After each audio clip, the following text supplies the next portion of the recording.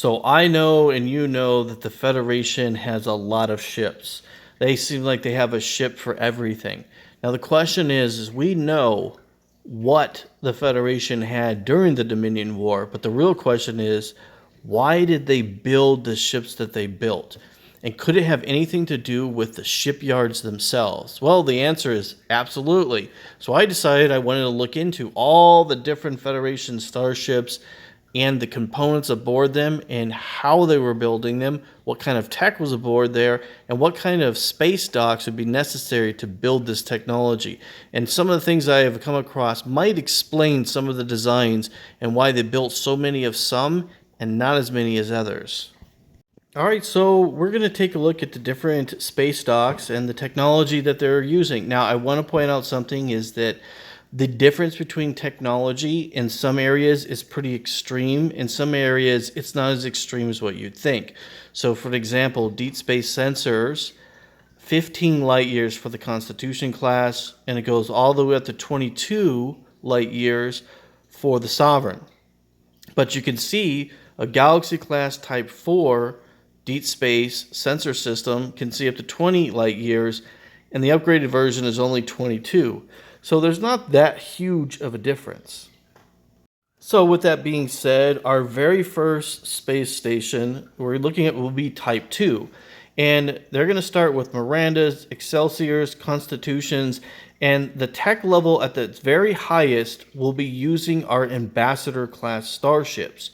Now, when it comes to weaponry, there are huge differences in weaponry. So a Class 7 phaser emitter compared to a Class 8 phaser emitter is a significant jump in technology.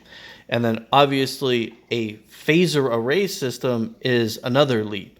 Now, the highest level tech that we see is a phaser array Type 7 aboard the Ambassador class. Now, torpedo technology, it's pretty much identical. The only difference I really see is that some launchers can shoot 1, some can shoot 3. But besides that, there's not that big of a difference. I will note, once we get to other types of space docks and space stations, you'll see a significant increase in power with photon torpedo technology.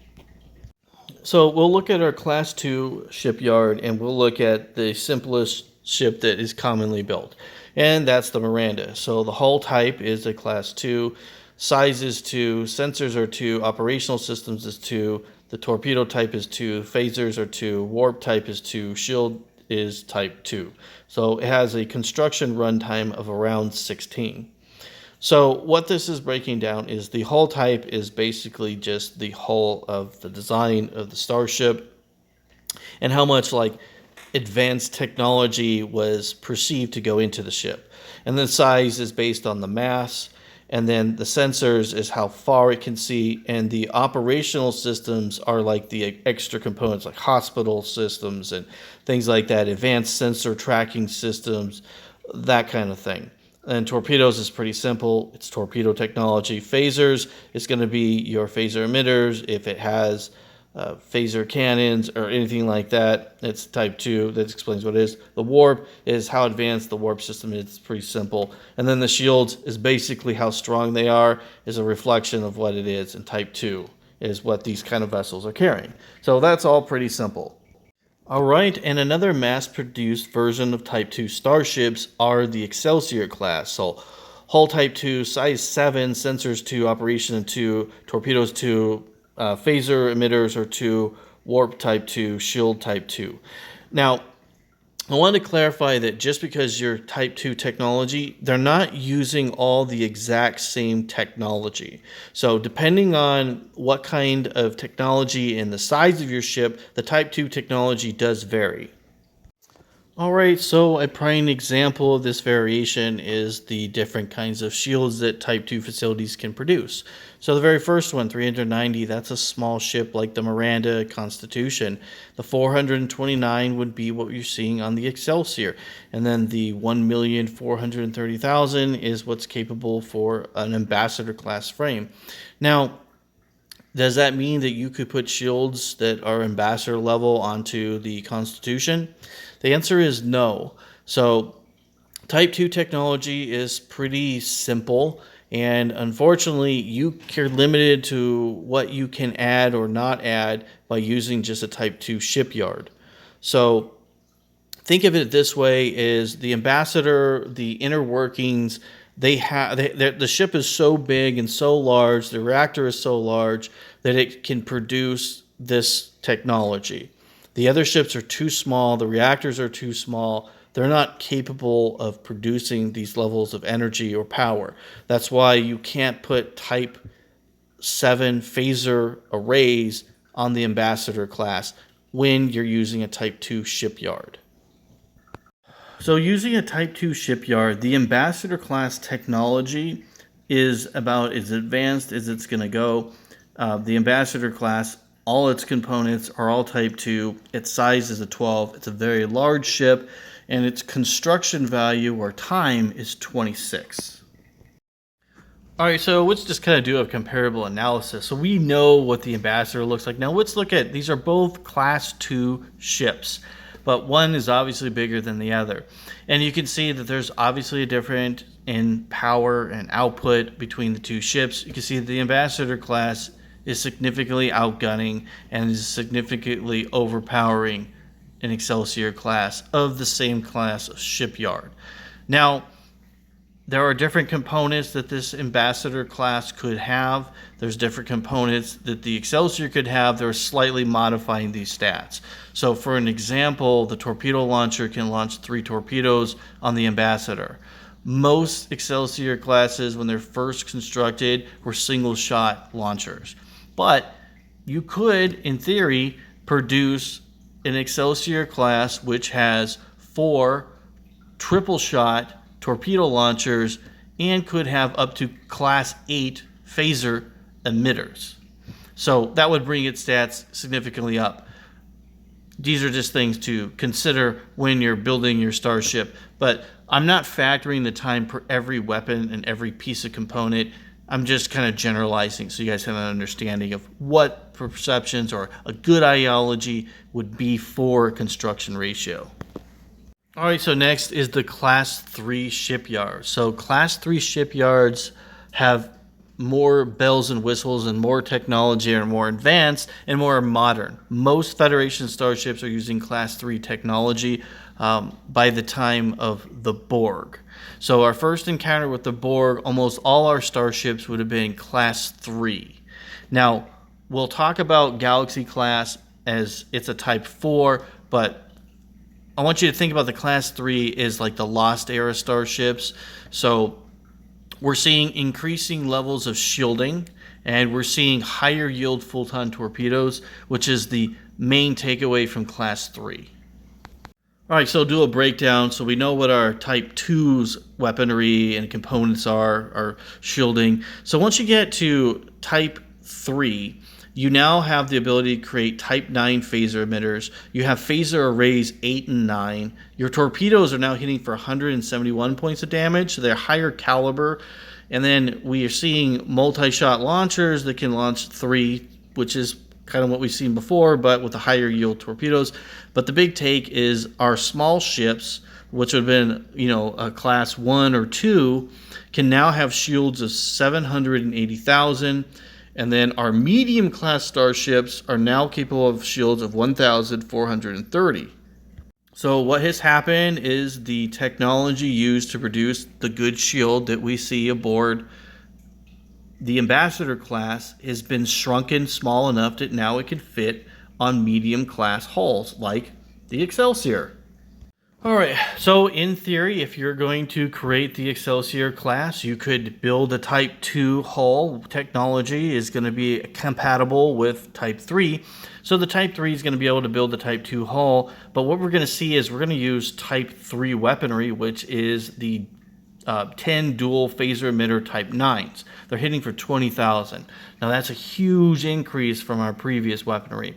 Now, look at our torpedo power, 171,000 per shot. So that's a significant increase in torpedo technology, and that's what our Type 3 ships are using. So remember, the Lost Era ships, they're Type 3. So the list I'm giving you isn't showing every component of every kind of caliber weapon, but it's giving you at least a general idea. So for an example, the Cheyenne class is Type 3 all the way. Now, the Cheyenne has a special modified neck for a multi-shot torpedo launcher. It was developed right after the Ambassador class. Now, this multi-shot torpedo launcher is using old caliber torpedo launchers when it was first designed, but it could shoot 5 of them.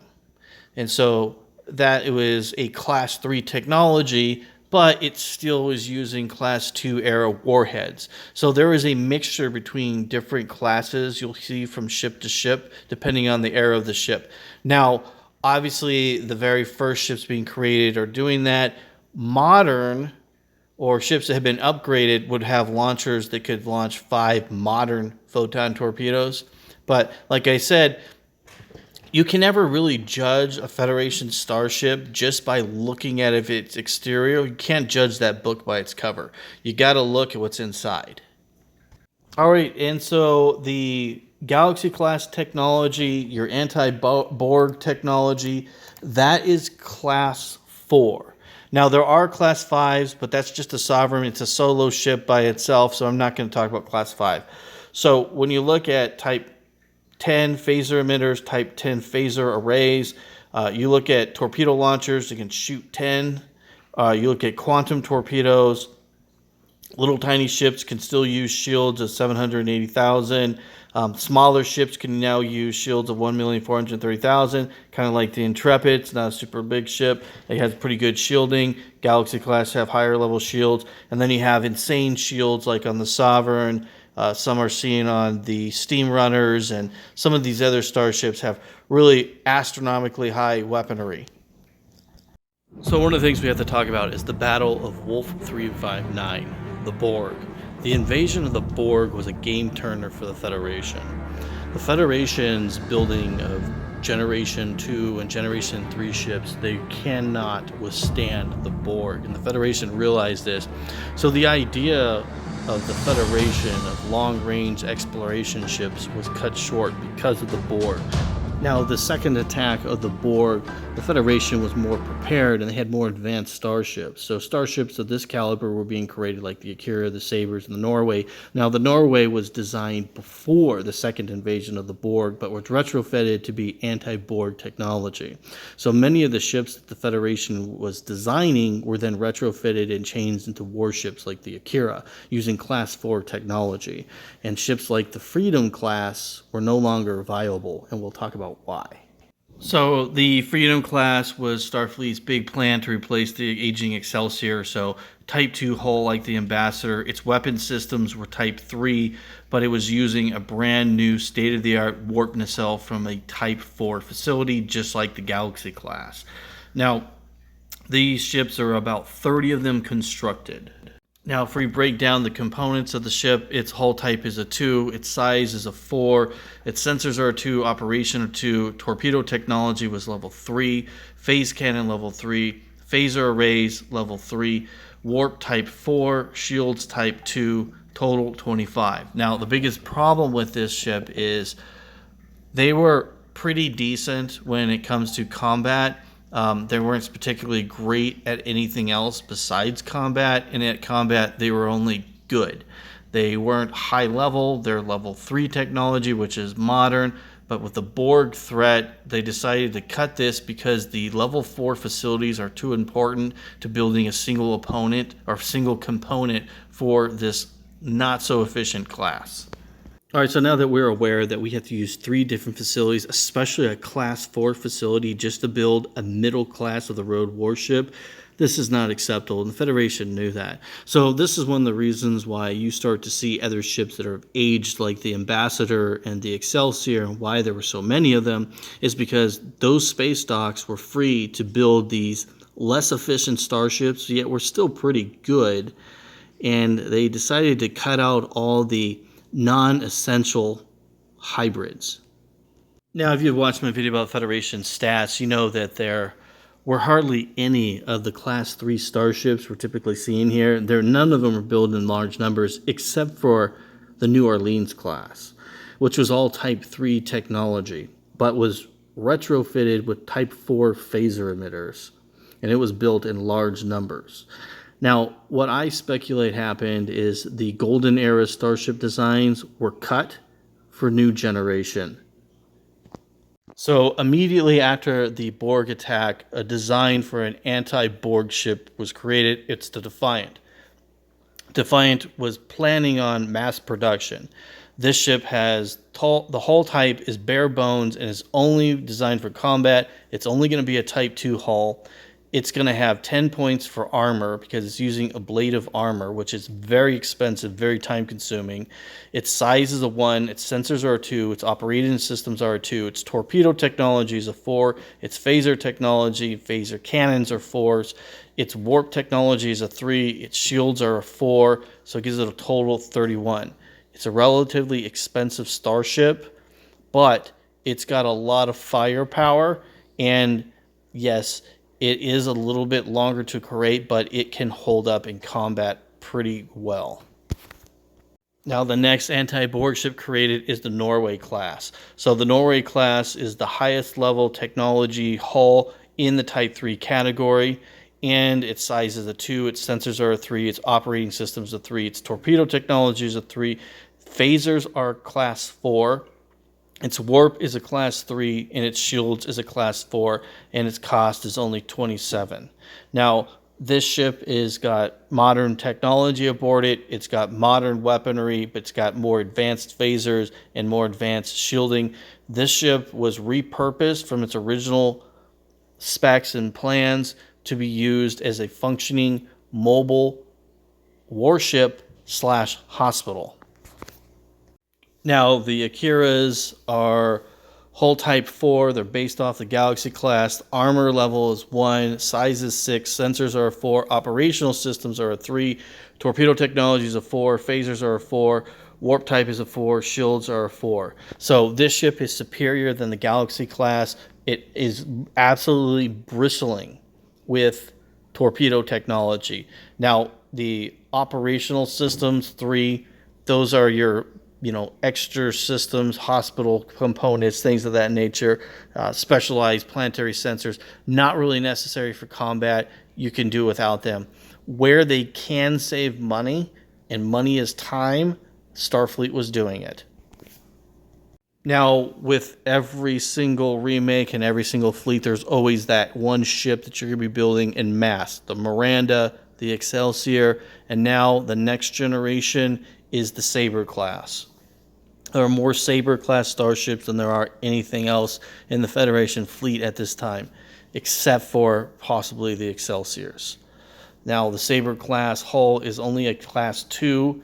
It's not really got a lot to it. It's relatively simple. Its size is a 1. Its sensor systems are a 2. Its operational system is a 3. It does have some more advanced targeting systems, so it's at least a 3. Its torpedo technology is only a 3. It does have class 4 phasers. Warp is 3. Its shields are a 3. It's a total for 21. So you're getting a lot of bang for your buck. It's a small ship. It's got a lot of firepower. It's got good shielding, and its cost is low. This was Starfleet's plan. Low-cost warships. Now, I want to show you what basically the next generation of hybrid ships look like. So, look at the Sabre class's defense. It's 1,351,000 versus 542, which is coming from the Springfield class, which is basically all Type 3 technology. Now, when you look at its shielding's obviously much better. It's 1,430,000 versus 780. So you're getting a ship that it has a blade of armor. So you can look at the cost factor. If you're adding a blade of armor, you would give it an additional 5 points to its original cost. It does make it a slightly more expensive starship, but it is stated that some of these ships did have a blade of armor. I don't know if all of them do, if all of them don't. I honestly don't know. I would assume that they were probably building these starships and then putting the blade of armor last if they had time to do so. So these ships were built in extraordinarily large numbers, and that's why they killed these old generation starships, because they just can't handle what the new generation can do, and the price point isn't that far off. So these Anti-Borg ships of Norway, the Sabres, they're being built in huge numbers that we'd never seen before, ever seen Starfleet do. So what I personally think is that Starfleet was probably upgrading their facilities to be, like, for example, Class 3 would probably be the most common out there, and they were probably being upgraded with the ability to do partial Class 4 components. So what I mean by that is I think that the Class 3s were probably upgraded somewhat to be able to at least create Class 4 phasers that are Type 10. So Type 10 phasers are on the low spectrum of Class 4. So that's probably why all these ships are using those, and it's not Class 11, 13, or 14, which we see on Sovereigns and other ships, is because I don't think Class 3 stations could have been upgraded that far to be able to do that far technology. So the same thing could probably be done with the Class 2 stations as well. Maybe there's certain components that are level 3 that they were able to create after upgrades, but in order to produce the amount of ships that they had to have upgraded the Class 3s, because there's no way that the Class 4s could be producing the amount of Akiras that they had and the amount of weapons that would be necessary for all these ships having Type 4 phaser arrays. So that's my opinion on the way the Federation operated its space docks in order to create huge fleets for the Dominion War. So I want to show you how this process works by using the Excelsior, because this was the first ship that they really did this to with all these modifications and mixtures of technology. So shields 429,000, attack 316. It's got Type 7 phase emitters, standard full-time torpedoes. Overall, not really that impressive. Now we get to the next generation. Now we have Type 9 phaser emitters, and we have shield 780,000. It's really bringing up its combat potential a lot, and it's got modern torpedo launchers. Single shot, but still the firepower is at least good. And then we have the famous Lakota. Now the Lakota class is an Excelsior Rift class, and it is all steaming with Galaxy class technology. Even beyond Galaxy class, it has quantum torpedoes. It is using Class 4 technology all the way around. It has 14 Type 10 emitters, 2 quantum torpedo launchers, could even have 4. There's different stats on the Lakota. My point is the Lakota is a beast and is absolutely able to go to toe with most warships of the major powers with these upgrades. So not every design is designed to take upgrades, and they really have to pick what is the best of the best, and they're looking at everything from efficiency, combat abilities, its secondary systems, and the ability to produce and upgrade, and there's lots of factors. A lot of Federation starships are limited to how far they can go with the technology. So we know the Constitution class was upgraded to the Rift variant.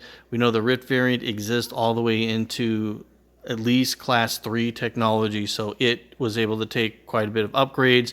The Excelsior was built from day one to be able to take upgrades, and that's why it survived all the way up until the Dominion War. Now, other ships that were built for upgrades would be the Galaxy class and the Nebula class. Now, they chose to continue building the Nebula class because it's a little bit cheaper and it can do everything the Galaxy basically can do. Galaxy class gets cut, other ships start to take its place. The Sabre class is one of those designs that seems to have lasted for quite a while, even after the Dominion War. It was built in huge numbers. It was also built with the idea of being able to take upgrades. Thank you for watching Trek Wars. If you like this material, please subscribe and make a comment. And with that being said, victory is life.